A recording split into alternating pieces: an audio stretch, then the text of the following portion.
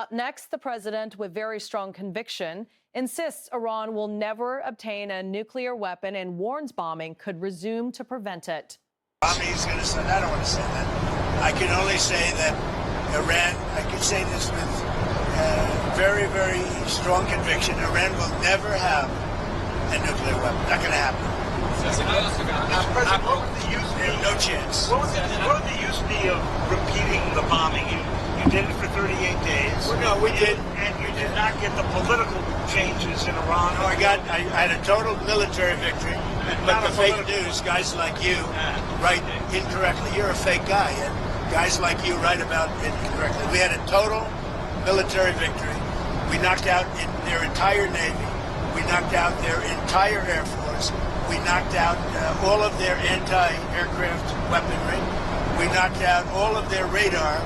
We knocked out all of their leaders, number one, and then we knocked out all of their leaders in the 2nd Division, and we knocked out numerous of their leaders in the 3rd Division, and they're very confused.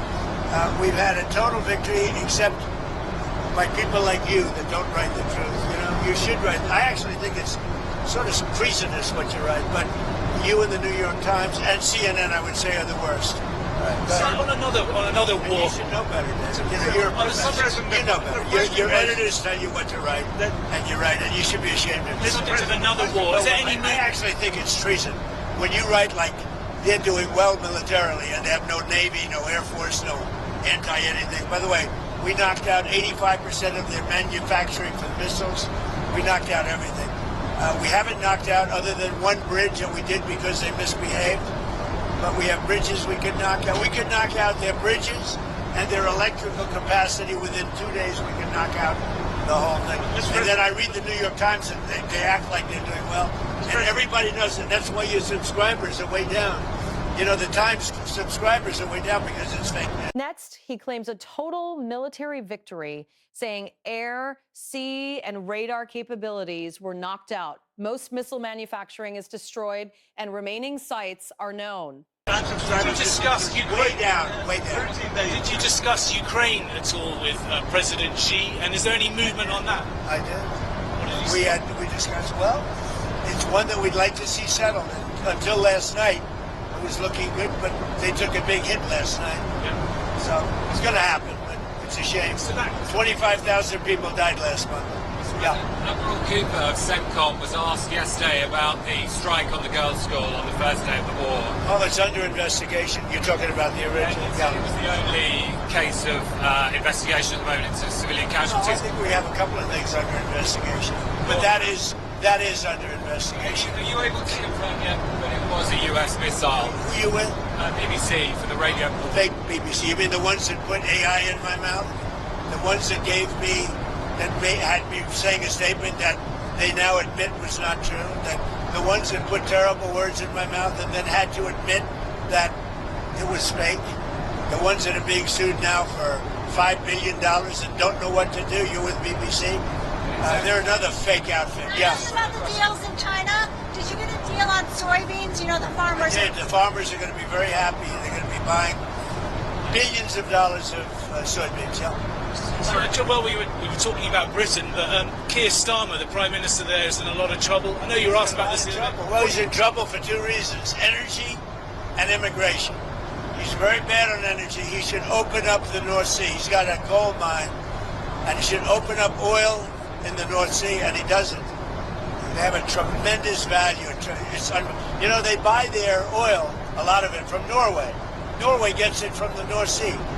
Not as good an area as Scotland and the UK has. So they're paying Norway a fortune for oil that they take out of the North Sea. Do you think Starmer's going to survive as Prime Minister? It's a tough thing, unless he can straighten out him. Finally, he turns to Ukraine and investigations into civilian casualties, touts China's soybean deals for farmers, and rebukes UK leader on energy and North Sea drilling. Immigration, where he's weak, and if he doesn't start drilling, stop with the windmills all over the place that are causing havoc. They're causing havoc. Most expensive form of energy. They kill the birds. They're unsightly. They're ruining the landscape. If he doesn't stop with the windmills, he's got to do energy. He's got to open up the North Sea. You know, he's got one of the greatest oil finds anywhere in the world and he's not using. And I tell him that he's not using it. Should he quit? The oil companies call me every day. Please, we want to go to the North Sea. He doesn't allow it to happen. Should he quit? I don't say that. I think he's a nice man, actually. But I mean, I didn't like what he said. We're going to send ships as soon as you're finished with the war. As soon as you, well, we're sort of finished militarily, pretty much. But we, David, we finished probably 70-75%. We didn't finish every one of the things. We'll go back and finish them off. And by the way, and more than that. You saw the reporting on the missile capability, missile launchers that have remained. Yes, Seem accurate? no, it's New York Times fake news. The missile launches are probably 80% gone. The New York Times said it's like we were hitting them like piñatas. The missile launches are largely gone. The manufacturing of missiles is about 80%, 80 to 85% gone. And we know where the rest of it. So if we go in, we'll take that out very early. The intelligence reports seem to indicate, though, There are no intelligence reports. Not for they weren't intelligence reports. They were New York Times fake news. Sir, would you consider lifting the sanctions on Chinese oil companies that buy Iranian oil? Well, we talked about that, and I'm going to make a decision over the next few days. We did talk about that. Do you think Xi felt stronger in his dealings with you than he did the last time that you Great went to relationship.